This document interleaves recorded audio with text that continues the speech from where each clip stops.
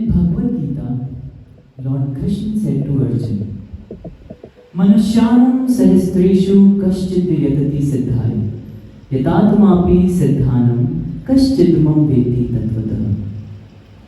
Only a few of the innumerable souls are fortunate to get a human birth. Amongst them, only a minuscule strive for spiritual perfection. And out of those attaining perfection, rarely is there one who knows the truth. The same is true in the case of this great man when we speak of humanity and truth. Mohandas Karamchand Gandhi, an international symbol of a peaceful and free India, spearheaded the movement for nation's freedom. Albeit another stalwart of Indian history, Lal Bahadur Shastri Ji, the self-effacing layman who became India's second Prime Minister and whose life became a symbolic testimony of hard work and simplicity. India and the world would have had little interest in the birth or the birth anniversaries of these souls if their lives had not been what they were.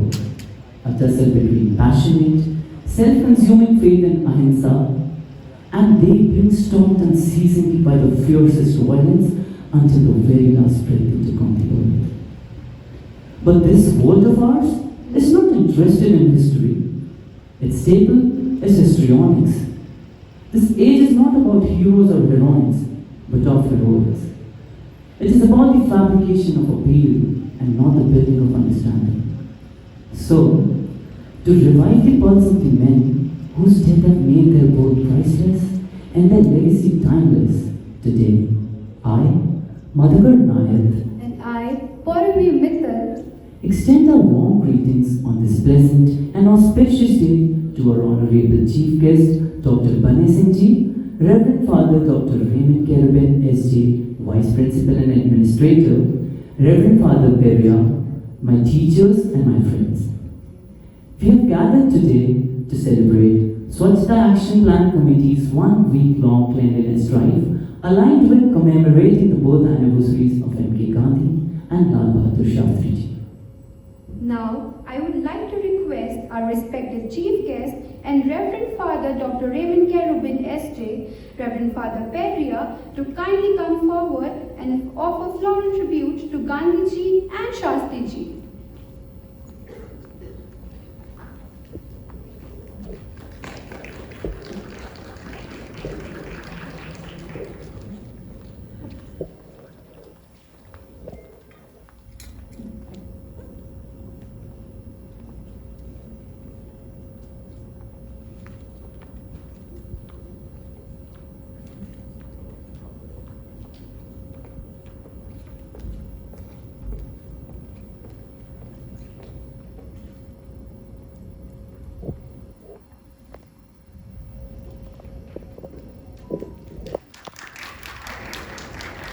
Thank you, Father. Thank you, sir. Today, we are delighted to have amongst us the Chief Guest, Dr. Banay Singh Ji, State Coordinator, NSS. Doctor Singh अपनी साहित्य कला रुचि के अलावा सामाजिक सरोकारों से भी जुड़े हुए हैं। वर्तमान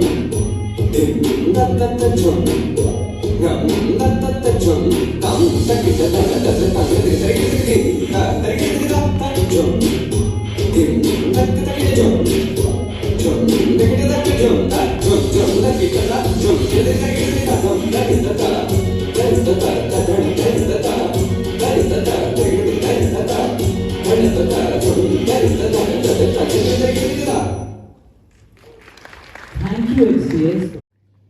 माननीय हमारे मुख्य अतिथि डॉक्टर बनय सिंह जी,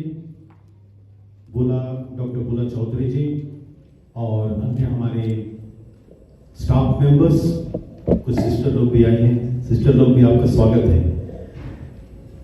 जैसा कि हम सुन चुके हैं, डॉक्टर बनय सिंह के विषय में मेरी भी कुछ रुचि उनसे मिलती जुलती है और आपको धन्यवाद देना चाहूंगा सबसे पहले हमारे निमंत्रण को स्वीकार करने के लिए।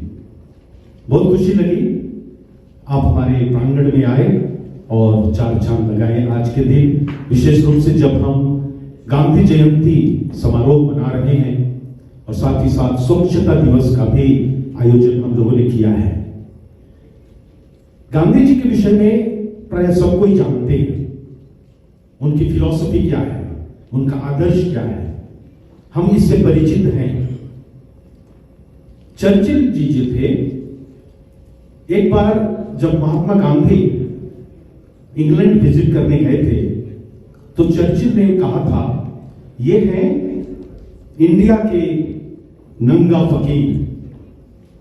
सब लोग वहां पर हंसने लगे थे, लेकिन गांधी जी ने उसे बहुत ही मौन रूप में स्वीकार किया और उन्होंने कहा था कि मैं अपने देशवासियों की तरह दिखना चाहता हूं और रहना चाहता हूं, इसीलिए आज ये मेरी स्थिति है। सब लोग जानते हैं नंगा फकीर, उस नंगे फकीर ने क्या किया था। आज अगर हम आजाद देश में हैं तो मेरा ख्याल है इस एक व्यक्ति के कारण, उसके आदर्श के कारण। आपको शायद पता नहीं होगा क्यों उन्होंने उस नंगे फकीर का रूप धारण किया था। एक बार मैं पढ़ रहा था इंटरनेट पर, ये महात्मा गांधी से संबंधित कुछ लेख थे। कहा जाता है कि जब वे अपनी चंपारण यात्रा में गए थे, मोतिहारी एक स्टेशन में ट्रेन से वे उतरे थे और उनका काफिला जा रहा था। रास्ते में उन्होंने देखा एक तालाब और उस तालाब में एक स्त्री नहाने के बाद, स्नान करने के बाद वो तट पर आई थी। उसने एक साड़ी का आधा भाग अपने शरीर पर लपेट लिया था और आधा भाग सुखा रही थी। गांधी जी की समझ में ये बात नहीं आई, उन्होंने सबको रोक दिया और गए उस महिला के पास और उससे पूछा, आप ये क्या कर रही हैं? उस महिला ने कहा, मेरे पास केवल एक साड़ी है, आधा मैं सूखने के लिए रखती हूं, आधा लपेटी हूं। जब आधा भाग सूख जाएगा तब मैं उसे लपेट लूंगी और दूसरे भाग को सुखाऊंगी। गांधी जी अफ्रीका से लौटे थे, उस समय सूट बूट में थे, वकील थे। उसी दिन उन्होंने चंपारण में असहयोग आंदोलन की शुरुआत की थी और उन्होंने अपना वस्त्र, जो वकालत की वस्त्र थे, उसको उन्होंने हटा दिया और एक धोती पहनकर अपनी जिंदगी गुजारी थी। उनका कहना यही था कि मैं अपने देशवासियों की तरह जीना चाहता हूं। अगर हमारे देश में आधी से अधिक जनसंख्या खाने के लिए तरसती है, वस्त्र के लिए तरसती है, आवास के लिए तरसती है, तो मुझे कोई अधिकार नहीं है कि मैं बड़ी बड़ी गाड़ियों में घूमूं, अच्छे अच्छे वस्त्र पहनूं और ऐशो आराम की जिंदगी बिताऊं। भाइयों और बहनों, आज चिंतन करने की आवश्यकता है। जब हम महात्मा गांधी को याद करते हैं। अन्यथा हमारा देश आज जिस स्थिति में है उससे और बदतर स्थिति में चली जाएगी और जा रही है। कारण क्या है? हमारे नेतागण जो नहीं चाहते हैं लोगों की भलाई, जो नहीं चाहते हैं लोगों का उत्थान, विशेष रूप से गरीबों को, दलितों को वे उठते देखना नहीं चाहते हैं। हमारा कर्तव्य है आज के दिन जब हम उनको याद कर रहे हैं, महात्मा गांधी को, उनका आदर्श, उसको अपनाने की आवश्यकता है हम सबों को। चाहे हम कहीं भी हो, किसी भी व्यवसाय में हो, उनका सत्य, अहिंसा, उनका सामुदायिक भाईचारा जिसको कहा जाता है, सद्भावना, जिसके लिए उन्होंने अपना जीवन कुर्बान कर दिया। आज हमारे नेता हमारे दो धर्मों को लड़ा रहे हैं अपना स्वार्थ सिद्धि करने के लिए। किस प्रकार के कपड़े पहनते हैं हम सब उसको जानते हैं। एक व्यक्ति का भोजन, एक दिन का भोजन 50,000 रुपया है। शायद ये हंसने वाली बात है, लेकिन कौन उस पर क्वेश्चन कर सकता है, प्रश्न उठा सकता है? हम सबों की जुबान बंद है। हमारा देश आज मूक हो गया है, कुछ नहीं बोल सकता है। किस कारण से? क्योंकि हमारे नेता लोग ये करा रहे हैं और महात्मा गांधी ने उसके विरुद्ध आवाज उठाई थी। दूसरा व्यक्ति हमारे लाल बहादुर शास्त्री जी, सद्भावना, सादगी का प्रतीक। और इस कारण से प्रधानमंत्री होते हुए भी जब वे प्रधानमंत्री आवाज छोड़े थे, उनके पास सिर्फ 2 जोड़ी कपड़े। जिस प्रकार हमारे कलाम साहब प्रेसिडेंट थे, जब उन्होंने भी अपना आवाज छोड़ा था, उनके पास क्या था हम सब जानते हैं हाल ही में। तो भाई और बहनों, आज हम लोगों को चुनौती देनी है अपने आप को, और उसके बाद चुनौती देनी है अपने देशवासियों को। हमारे बच्चे जो हमारे कॉलेज में आते हैं, उनको जागृत करना है। सत्य, अहिंसा, प्रेम, सद्भावना, ये सारे गुण अगर हम में नहीं है, हमारे कॉलेज से अगर हम अपने बच्चों को नहीं दे पाते हैं, तो ये बेकार है सेंट जेवियर्स कॉलेज चलाना। नहीं चला सकते। चला लेंगे, शिक्षा दे देंगे, ज्ञान दे देंगे, लेकिन जो मूल्य है वो नहीं दे पाएंगे। और वो जरूरत है। शिक्षा तो सब जगह मिलती है, बहुत सारे कॉलेज है जयपुर में, इंडिया में, भारत में और देश विदेश में भी, लेकिन सेंट जेवियर्स कुछ स्पेशल देना चाहता है और देता है। उसकी जिम्मेदारी हम सबों पर है। धन्यवाद मुझे यह मौका देने के लिए। Thank you sir, once again for coming here. Thank you very much. Sankalp Sharma, welcome you all on behalf of the Xavier's Music Society. We have Shreyansh on acoustic guitar, Aditya on bass, Ayush on electric guitar, Jasmina on the main acoustic guitar, Jeremy on drums, and myself Sankalp on the lead vocals. अब उठो देश के भाग जगाने हैं आपको, निर्मल निर्मल कुछ गीत रचाने हैं आपको। अब कोना कोना जगमग होना ही है, अब थाम के मुट्ठी कसने की बारी है। स्वच्छता की ज्योत जगाई है, स्वच्छता की ज्योत जगाई है।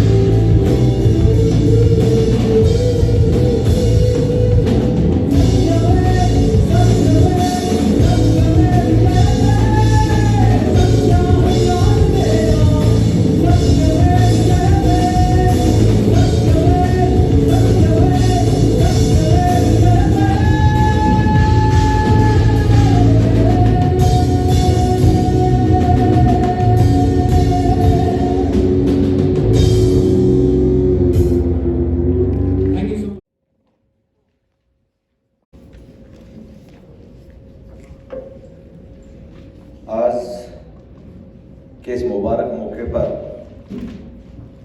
उपस्थित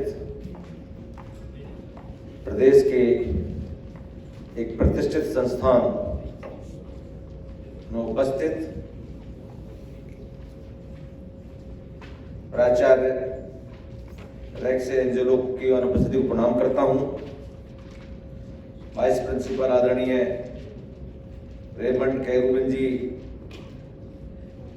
फादर पेरिया जी, कोऑर्डिनेटर भोला चौधरी जी, मेरे अनुज प्रिय यशोवर्धन जी, उपस्थित सभी संकाय साथी, मीडिया फ्रेंड्स, बहन और भाइयों, विद्यार्थी।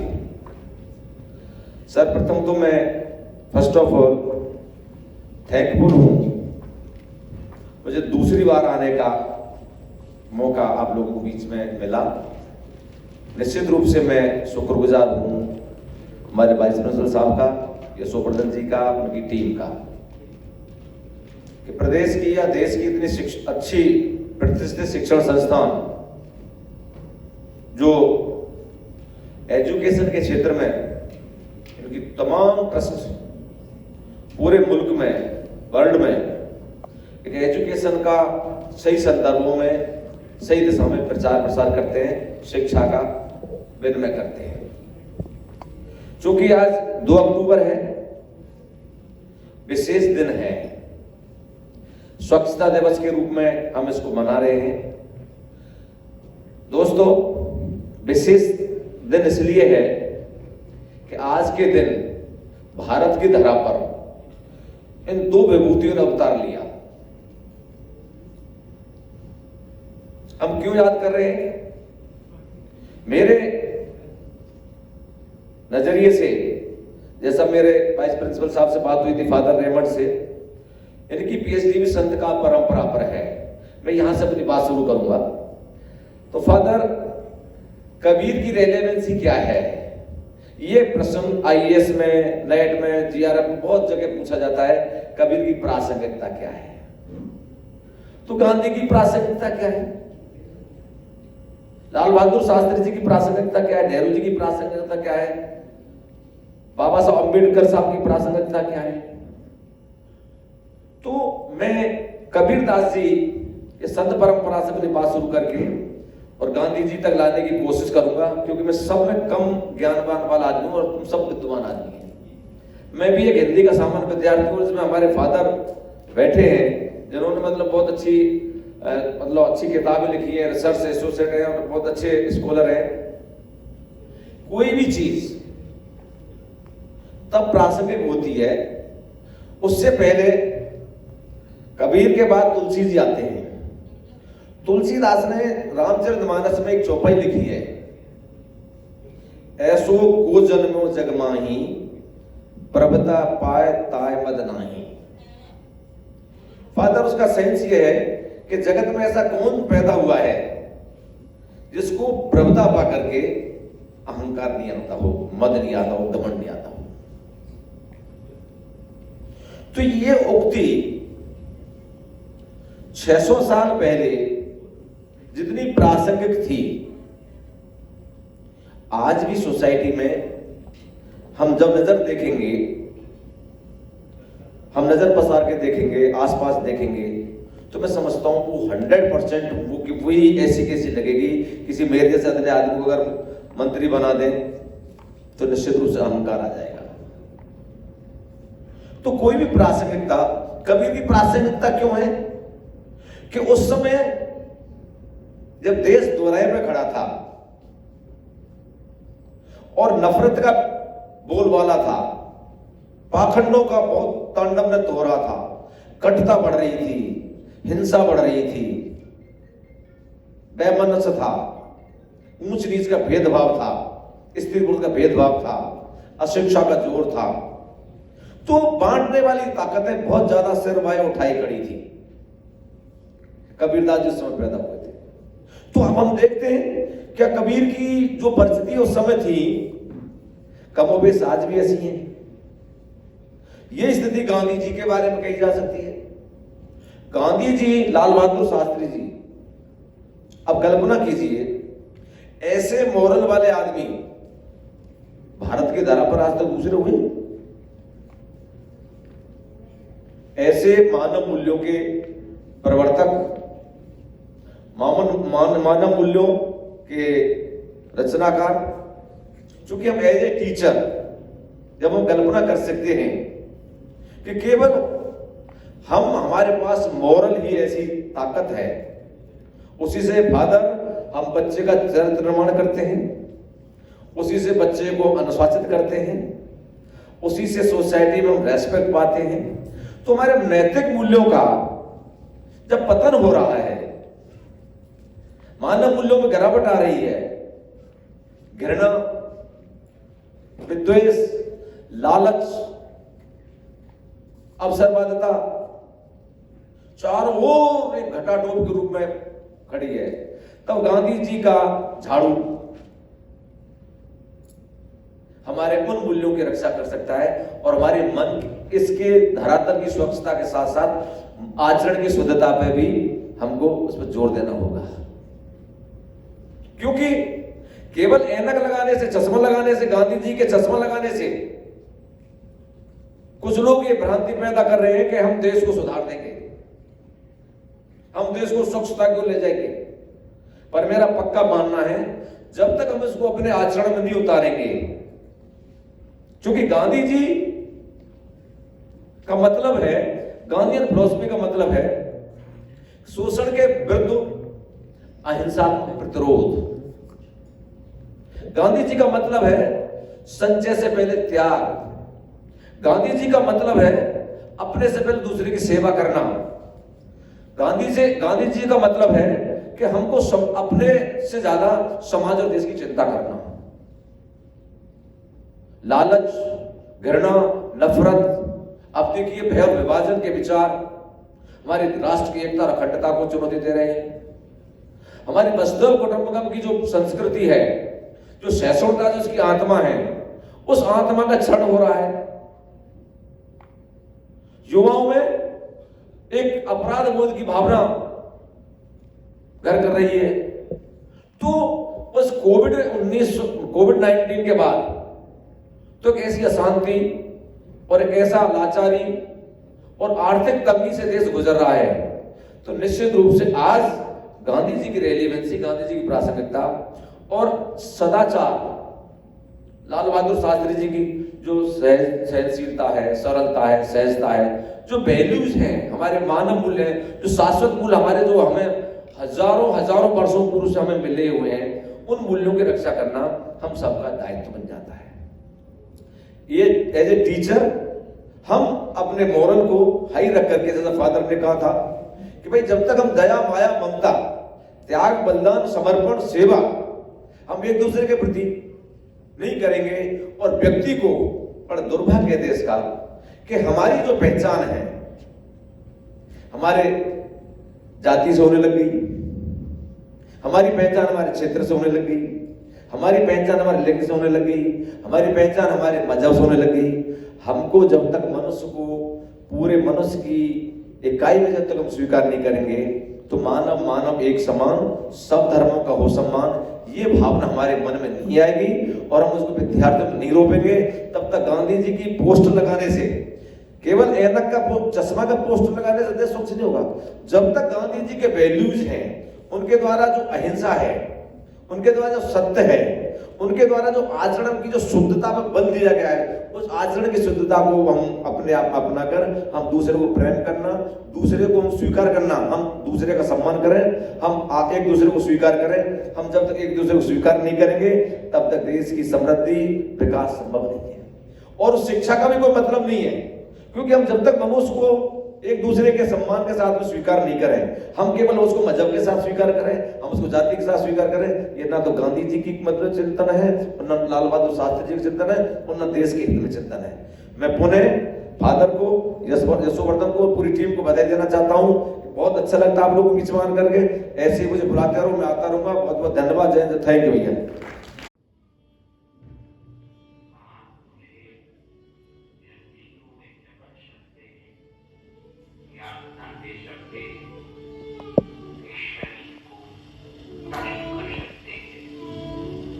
लेकिन आप कभी मेरे विचारों को कैद नहीं कर सकते।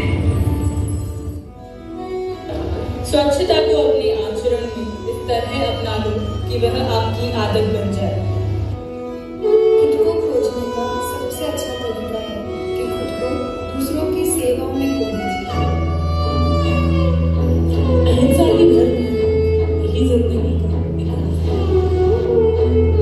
शांति का कोई रास्ता नहीं, केवल शांति है। निर्बुद्धता तुम्हें कमजोर बनाकर कमजोरी को बढ़ाती है।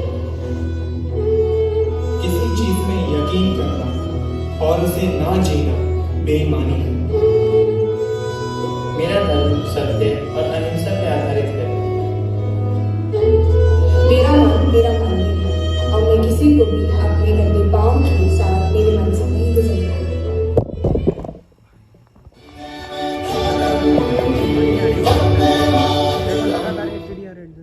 अहिंसा परमो धर्म, इस सिद्धांत को नींव बनाकर गांधी जी ने विभिन्न आंदोलनों के बल पर भारत को आजादी दिलाई। 2 अक्टूबर 1869 को गुजरात के पोरबंदर में मोहनदास करमचंद गांधी के नाम से जन्मे इन महात्मा के पिता श्री करमचंद गांधी पोरबंदर के दीवान थे व उनकी मां आस्था में लीन रहा करती थी। 13 वर्ष की उम्र में ही गांधी जी का विवाह कस्तूरबा के साथ करवा दिया गया। कच्ची उम्र में बंधे इस बंधन को दोनों ने ही आजीवन पूरी निष्ठा से निभाया। गांधी जी के हर आंदोलन में कस्तूरबा उनके साथ कदम मिलाकर चली और उन्हीं के साथ ही ढंग में ढल गई। पोरबंदर में अपनी प्रारंभिक शिक्षा पूर्ण कर गांधी जी ने अपनी माध्यमिक शिक्षा राजकोट में संपन्न की। 1891 में इंग्लैंड से अपनी वकालत की पढ़ाई पूरी कर गांधी जी ने अन्याय के खिलाफ अपनी पहली लड़ाई की ओर कदम बढ़ाया, जब वे एक कानूनी कार्यवाही के चलते दक्षिण अफ्रीका जा पहुंचे। वहां रंग के आधार पर हो रहे भेदभाव और दुर्व्यवहार के खिलाफ गांधी जी ने आवाज उठाई व बदलाव की नींव रखी। 1915 में जब महात्मा गांधी भारत लौटे, उन्होंने ठान लिया कि हमारे राष्ट्र को आजादी तभी मिल पाएगी जब हम सभी एकजुट होकर आगे कदम बढ़ाएंगे। सत्य और अहिंसा के पुजारी गांधी जी ने देखते ही देखते संपूर्ण राष्ट्र को अंग्रेज हुक्मरानों के खिलाफ एक मत कर खड़ा कर दिया। सादा जीवन जीने वाले महात्मा ने सालों से बेड़ियों में कैद भारत को आजादी का पथ न सिर्फ दिखाया, बल्कि उस पथ पर आई एक एक अड़चन को जड़ से उखाड़ फेंकने में अपना अहम योगदान दिया। संपूर्ण विश्व साक्षी है कि गांधी जी के सत्याग्रह के आगे अंग्रेजों ने भी अपने घुटने टेक दिए। 1915 में राजवैद्य जीवराम कालिदास ने गांधी जी को सर्वप्रथम बापू नाम से संबोधित किया। फिर तो मानो संपूर्ण विश्व ने ही उन्हें बापू के रूप में देखा हो। हमारे देश की आज़ादी में उनके अतुलनीय योगदान के लिए हमारे देशवासियों ने उन्हें राष्ट्रपिता का दर्जा दिया। स्वतंत्रता के इस संघर्ष में बापू ने कई विश्व प्रसिद्ध आंदोलनों को रूप दिया, जिनमें से एक था असहयोग आंदोलन। जलियांवाला बाग के नरसंहार के पश्चात जब गांधी जी को यह ज्ञात हो गया कि अंग्रेज सरकार से न्याय की अपेक्षा करना व्यर्थ है, तब नवंबर 1920 में उन्होंने कांग्रेस नेतृत्व में इस आंदोलन की शुरुआत की, जो फरवरी 1922 तक चला। इस आंदोलन ने अंग्रेज सरकार को एक गहरी चोट पहुंचाई।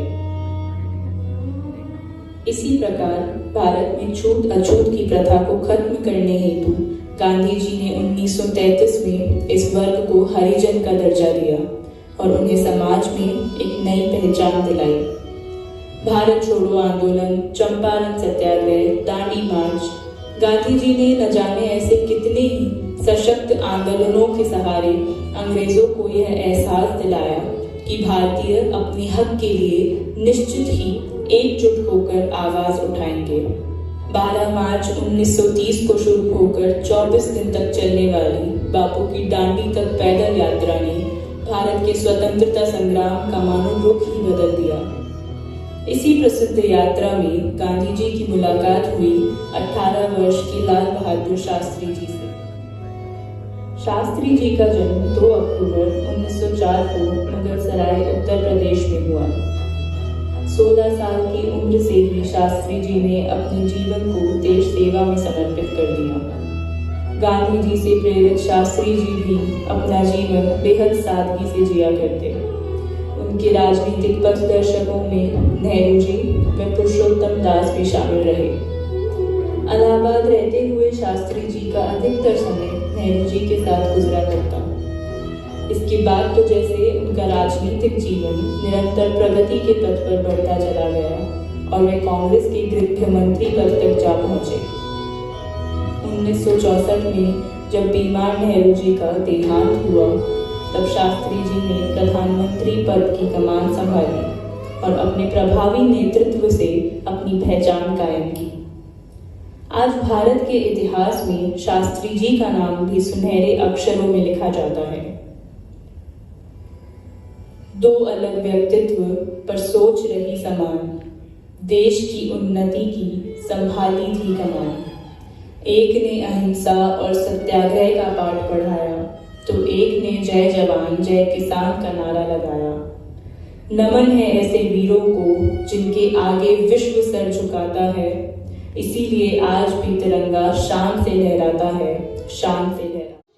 To recite a self-composed poem throwing light on the life of Gandhi ji and Shastri ji.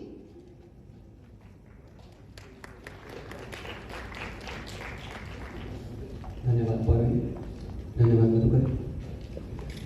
आदरणीय मुख्य अतिथि महोदय, उपप्रधानाचार्य महोदय, शिक्षकगण और मेरे साथियों, आज गांधी जयंती और शास्त्री जयंती के अवसर पर मैं अपने हृदय उद्गार कुछ काव्य पंक्तियों के माध्यम से, जो कि स्वरचित है, आपके समक्ष प्रस्तुत करना चाहता हूँ, जिसका शीर्षक है कि वो देश का गुमान है। वो देश का गुमान है जो प्यार है इस देश का, जो भाल है जो मान है, खुद से बड़ा हमको कहा इतने जो वो महान है। वो देश का गुमान है, वो देश का गुमान है कि ऊंच नीच से परे समाज साथ में लिए, वो लड़ पड़े कुरीत से एक लाठी हाथ में लिए। बलवान जो खिलाफ है, बलवान जो खिलाफ है, पर जीत उनकी साफ है। ले सत्य आश्रय अहिंसक बने महान है। वो देश का गुमान है, वो देश का गुमान है। जय जवान जय किसान, जय जवान जय किसान इनके लिए एक तथ्य था। जिस तौर है जीवन जिया हर दिन में एक कथ्य था। मानव विचारधार से वे तैरते विरुद्ध थे, मानव विचारधार से वे तैरते विरुद्ध थे। जो ओढ़ते बदन पे भी वे सूती के ही वस्त्र थे। जिस हेतु सब ही कुछ किया स्वराज स्वाभिमान है। वो देश का गुमान है, वो देश का गुमान। स्वदेश आत्मसाध कर, स्वदेश आत्मसाध कर स्वतंत्र कर अमन दिया। अथाह देश प्रेम ले एक राष्ट्र के हुए पिता। ये तो हुई एक महान शख्सियत की बात कि स्वदेश आत्मसाध कर स्वतंत्र कर अमन दिया। अथाह देश प्रेम ले वे राष्ट्र के हुए पिता। प्रधान थे एक देश के, दूसरी महान व्यक्तित्व, प्रधान थे एक देश के, सहज ही था शासन किया। ऐसे पदक के बाद भी आम ही जीवन जिया। जिन 2 महान आत्म को एकांश पर गुमान है। वो देश का गुमान मेरे देश का सम्मान है। वो देश का गुमान है, वो देश का गुमान है। धन्यवाद। He always spoke of clean, green and a just society. And reckoning with the same Walton Shaw, our SAP team has been instrumental in making our immediate environment a cleaner and greener place throughout the past week. Therefore, to recapitulate the week's program and contribution by the SAP team, I now invite Dr. Renu Jadon to voice her thoughts by rapturing the 1-week-long planned activities by the committee.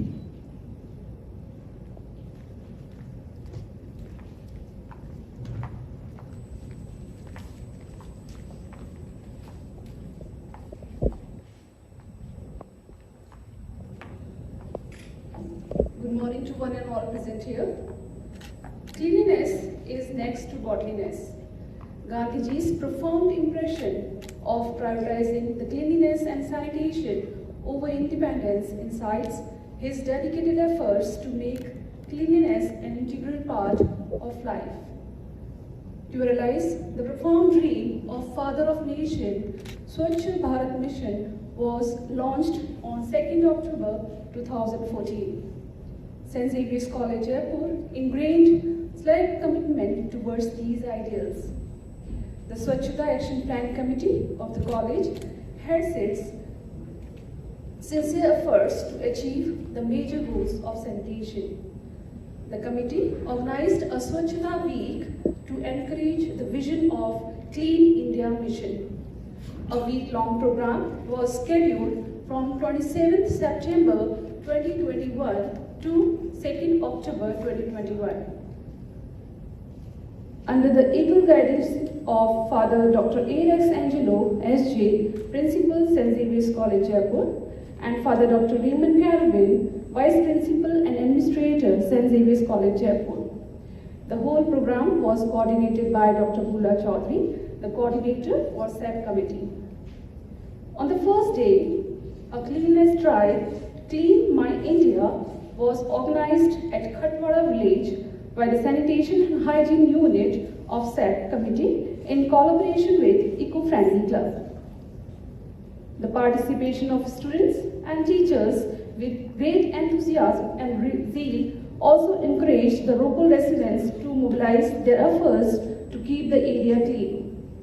This campaign was coordinated by Dr. Bhula Chaudhary, Dr. Saloni Singhania, and Ms. Purvi Medatwal. Recycle today for a better tomorrow. On 28 September, the Waste Management Unit of the committee organized a competition on making a video on innovative ways of waste management using Canva and Tiny Tale on nature.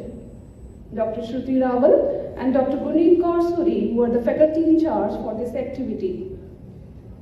Jab tak jal surakshit, tab tak kal surakshit. In view of this, a poster making competition by Water Management Unit was organized on 29 September 2021. The theme of the event was Save Water, Save Earth. The faculty coordinators for the same were Dr. Mahua Majumdar Bose and Ms. Puspanjali Seni. On the fourth day of 7-day Swachhata Week, the Energy Management Unit of the committee organized slogan writing and photography competition. The theme was Energy Conservation, Preserve Future. The faculty in charge for the same were Dr. Gaurika Chuk and Ms. Isha Mani. Think green and keep your planet clean. On 1st October, a plantation drive and awareness campaign about no to plastic was upheld by Greenery Unit of the SAP committee in association with Eco-Friendly Club. The plants for plantation drive were donated by the faculties and the students of SAP committee and Eco-Friendly Club. The faculty in charge for the program were Ms. Sonali Thakur, Ms. Purvi Medatwal and myself. Today, on the last day of the week-long campaign, let us all pledge to keep our surroundings clean. Swachh Bharat, Swasth Bharat, Shresth Bharat. Thank you. To academics, but also ethics and duties towards the country. One can never really grow until we develop the responsibility of being a citizen. To instill this sense in the students, Swachhata Action Plan Committee organized many competitions in the last week. May I now request Dr. Shruti Rawal to please announce the result of the competition held under Swachhata Action Plan Committee.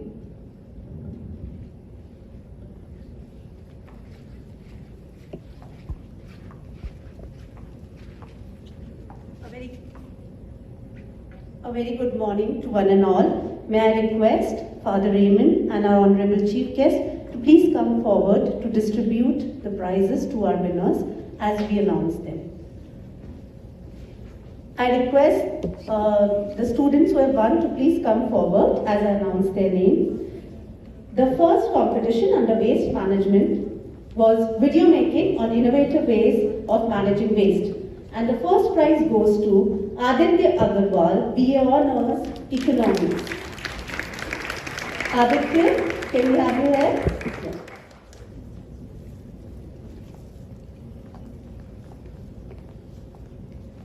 Yes.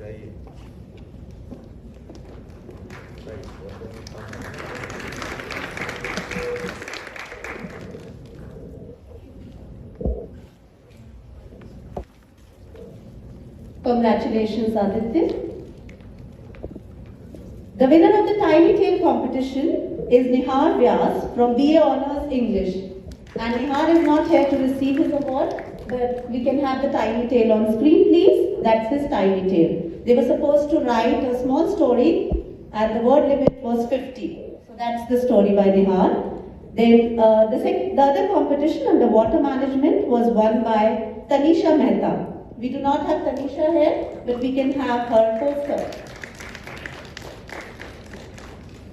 The competition under energy management unit was slogan writing, and the winner is Neha Pascal from BA Honours Political Science.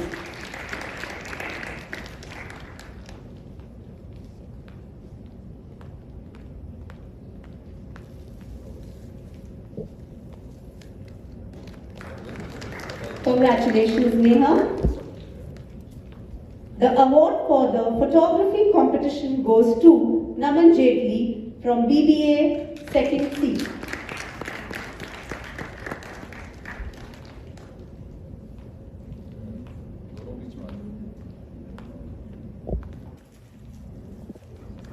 Congratulations, Naman. Can we now have the winners here for a group photograph with the chief guest and father? Neha, Naman and Aditya, can you please join father and our chief guest?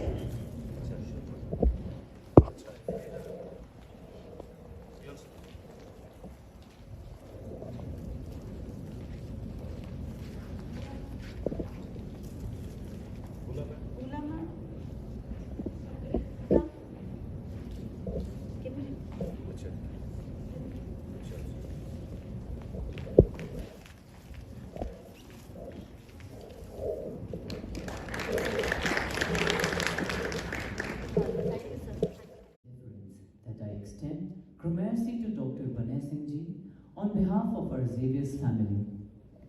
May I now call upon our Vice Principal, Reverend Father Dr. Raymond Carabin SJ, to proffer a token of gratitude to serve.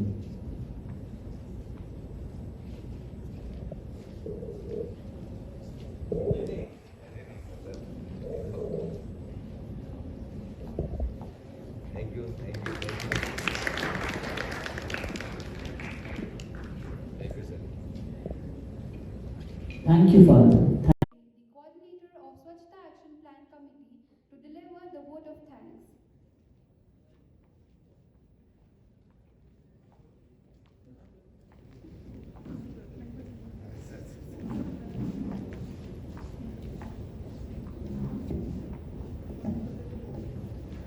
A very warm good morning to our respected guest, Reverend Father Vice Principal, Father Peria, sisters, colleagues, beloved students, and all who have gathered here. It is my privilege to propose a vote of thanks on this auspicious day.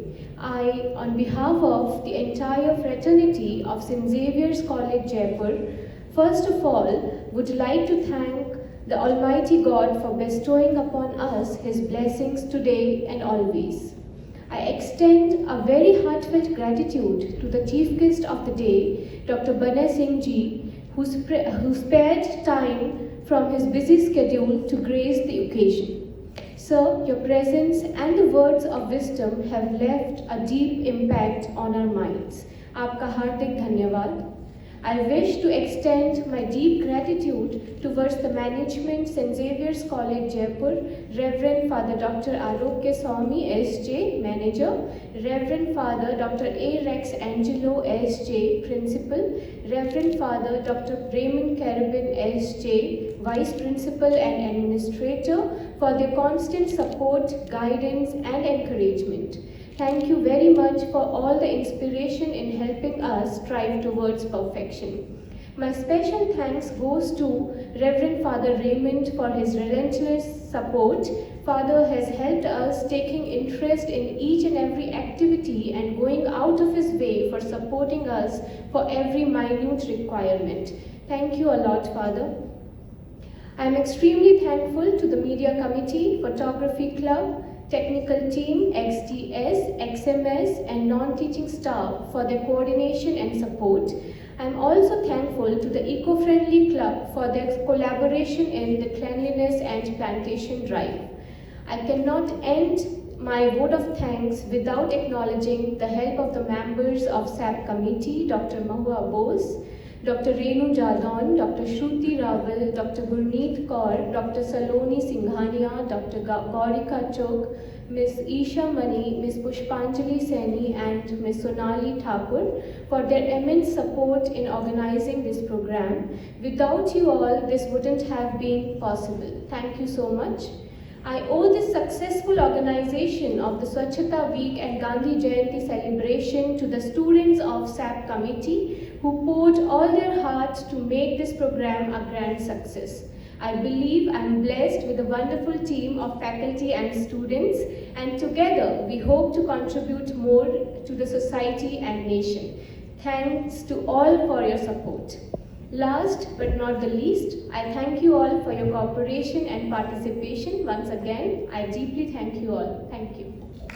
Shoulder to make our world prosperous and free from hate, violence, and suffering.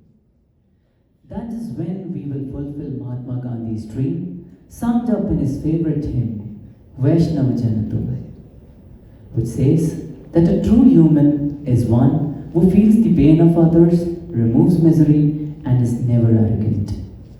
The world bows to you, beloved Bapu. With this, we sign off for the day by inviting you all to stand for the national anthem.